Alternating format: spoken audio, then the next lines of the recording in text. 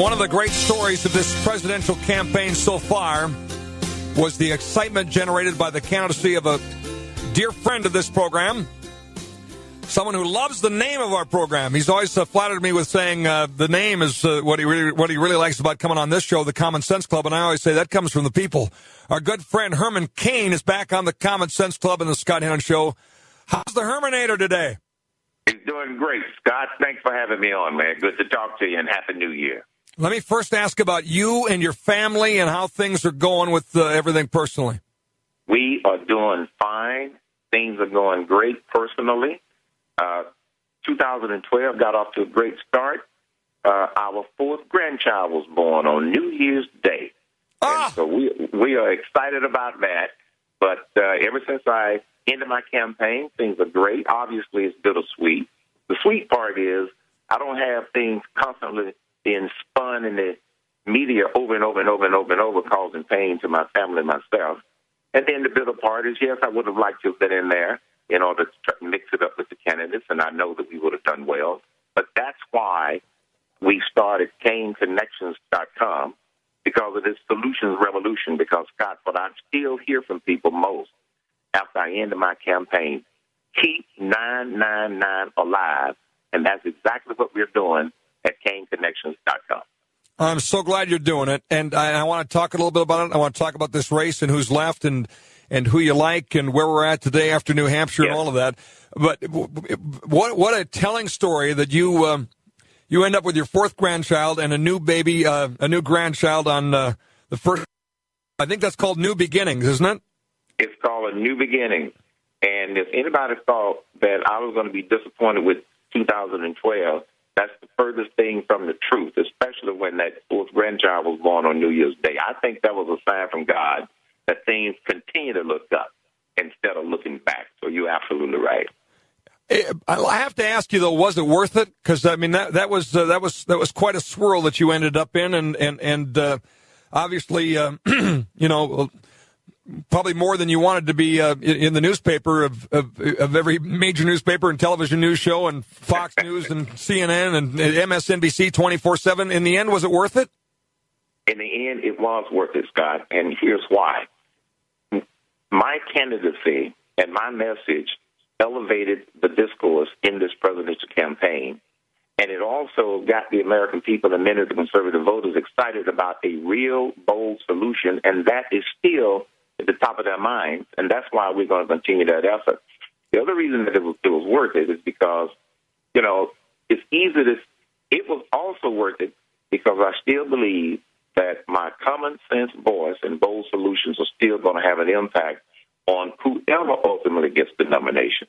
And that was the mission. The mission is to defeat Barack Obama, and secondly, to make 999 the law of the land. And even though there was some ugly, dirty parts of the experience, I still feel like it was worth it.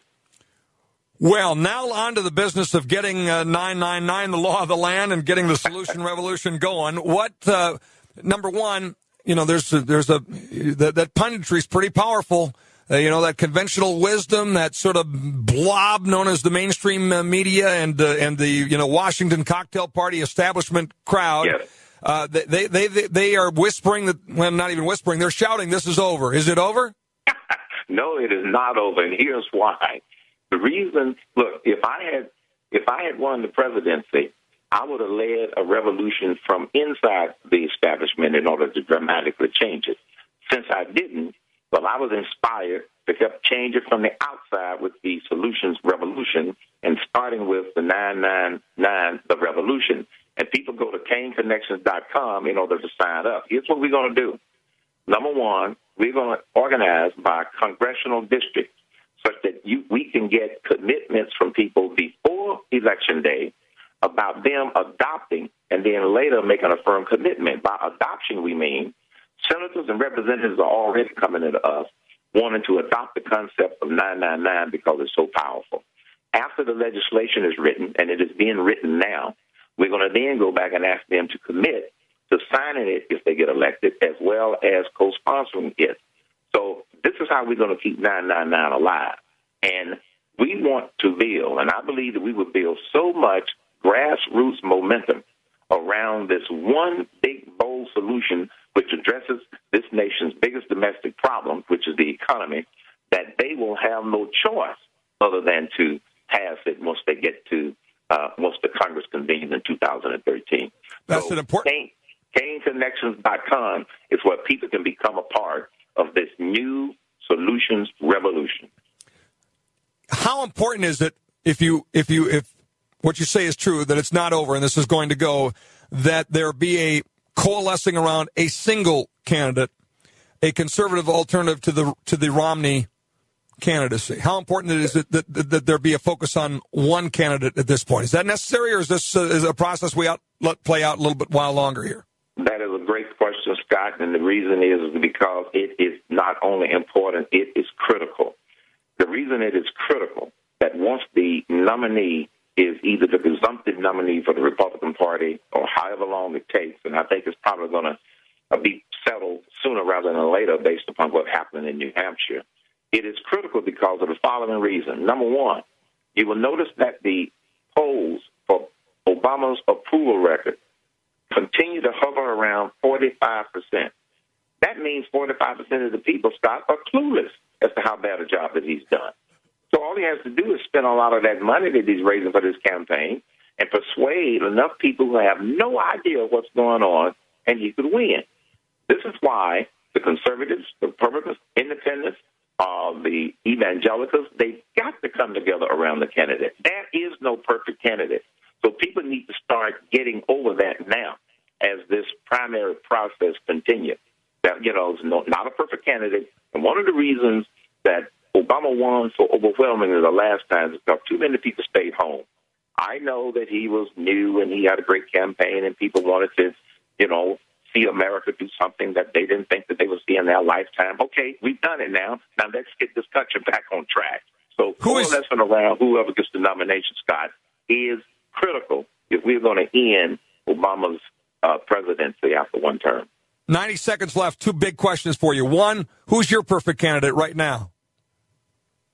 Well, you're talking to my perfect candidate, but remember, he had to drop out of the race. His name is Herman Cain. but at this point, there isn't a perfect candidate, but it is looking as if Mitt Romney is going to get the nomination. I know that a lot of people, he may not be that number one choice, but I will remind them of what Reagan said. If you find someone that you can agree with 80% of the time, then you found a candidate and a friend. That's what we've got to do. The unfortunate thing about this whole race has been all of the negativity. I think that has hurt. It has put people in a sour mood. Are the attacks on Mitt's business career at Bain fair or unfair in your view? I think they are unnecessary. I think they're totally unnecessary because the average everyday person, they really don't care about that. They want to know, how are you going to fix stuff? But unfortunately, the advice of their political staffers always have driven them down this negative road. Hopefully, when we get the presumptive nominee, this stuff can stop, and we can start focusing on the real objective, which is to defeat Barack Obama. CainConnections.com, the solution revolution from the Hermanator. I'll have you back. I can't wait to talk to you again. We'll see you in South Carolina, okay? Thanks a lot, Scott.